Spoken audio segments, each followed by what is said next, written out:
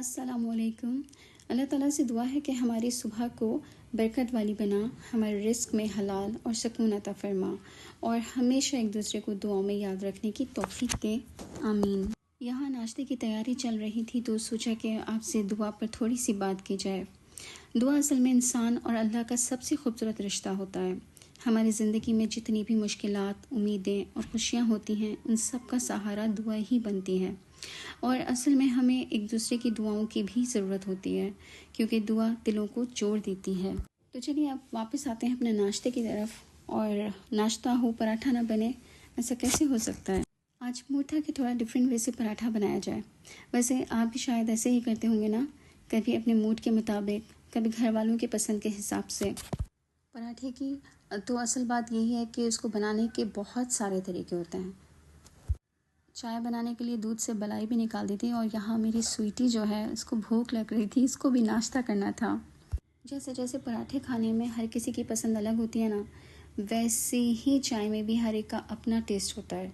किसी को स्ट्रॉन्ग चाय पसंद है तो किसी को दूध पत्ती पसंद है। और असल बात यही कि चाय और पराठे का जो कॉम्बो है ना, वो आप सुबह का नाश्ता भी, कुछ लोग शाम को भी चाय और पराठा खाना पसंद करते हैं। कुछ लोग कहते हैं कि नाश्ता सिर्फ एक पराठा और एक कप चाय से पूरा हो जाता है, लेकिन मेरा तो ख्याल है कि जितना ज़्यादा नाश्ता उतना ज़्यादा ही एनर्जी और मूड भी फ्रेश होगा। पराठे का सीन ही अलग होता है। जब तक ये सीखते हैं ना तो किचन में खुशबू ही खुशबू होती है। वैसे मुझे लगता है कि हर घर में पराठा बनाने का एक अपना अलग स्टाइल होता होगा। किसी को क्रिस्पी पसंद होते हैं तो किसी को सॉफ्ट, और कुछ लोग तो कहते हैं कि जितना ज़्यादा घी होगा उसमें उतना ही मज़ा होगा। लेकिन याद रखें कि डाइट का भी ख्याल रखना पड़ता है। अच्छा, यहाँ पे मैंने चाय भी चढ़ा दी है। वैसे असली मज़ा तभी आता है जब गर्मा गर्म पराठे के साथ गर्मा गर्म चाय रेडी हो जाए। मुझे लगता है कि नाश्ता इनकम्प्लीट होता है अगर चाय ना हो, और अगर चाय ठंडी हो जाए तो फिर उसका मज़ा ख़त्म हो जाता है। लगता है जैसे बस दूध ही पी लिया है। अब आप लोग बताइए कि आप चाय के बिना नाश्ता कर सकते हो, या आपको भी मेरी तरह चाय ज़रूरी लगती है। फाइनली हमारे पराठे भी तैयार हो गए थे और चाय भी तैयार हो गई थी। अब जल्दी से अंडे भी फ्राई कर लेते हैं।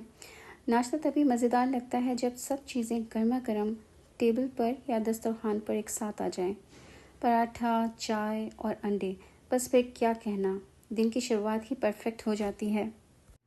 नाश्ता पूरा कंप्लीट हो गया है और चाय के कप भी रेडी हैं। अब मुझे थोड़ा सा फ्री टाइम मिल गया तो मैंने सोचा कि अपने कपड़ों की सिलाई कर लूँ। यहाँ मैं ट्राउज़र की कटिंग कर रही हूँ। अक्सर लोग टेप से मार्क करके कटिंग करते हैं, लेकिन मुझे ना ऐसे ही इजी लगता है कि सीधा नाप का कपड़ा लेकर कटिंग कर ली जाए। इस तरह टाइम भी बच जाता है और काम भी सिंपल हो जाता है। अच्छा, अब यहाँ मेरी कटिंग कंप्लीट हो चुकी थी और स्टिचिंग स्टार्ट कर दी थी। ट्राउज़र सिलाई करते वक्त एक चीज़ ज़रूर याद रखिएगा कि सिलाई हमेशा सीधी लाइन में होनी चाहिए। अगर सिलाई टेढ़ी हो जाए तो फिटिंग बिगड़ जाती है। अच्छा, अगर नेफ़ा फ़ोल्ड करना चाहते हैं ना तो सिलाई बहुत नीट लगती है, सीधी सीधी चलती है और इतनी मुश्किल भी नहीं होती। अगर आप पहले थोड़ा सा इस्त्री करके इसको फ़ोल्ड करें तो और भी इजी हो जाएगा और सिलाई बिल्कुल परफेक्ट लगती है। अच्छा, यहाँ मैंने पाइंचे को भी फ़ोल्ड कर दिया तो बॉर्डर वाला हिस्सा लगाया था। अच्छा, जब बॉटम साइड की सिलाई करते हैं ना तो एक छोटी सी टिप यह है कि कपड़े को हमेशा थोड़ा फ़ोल्ड करके प्रेस कर लें। इससे सिलाई भी सीधी रहती है और ट्राउज़र की फिनिशिंग भी नीट हो जाती है। मज़ीद प्रोफेशनल लुक देने के लिए मैंने आयरनिंग कर ली। आयरनिंग करने से न सिर्फ कपड़ा नीट लगता है बल्कि सिलाई और ज़्यादा साफ़ नज़र आती है।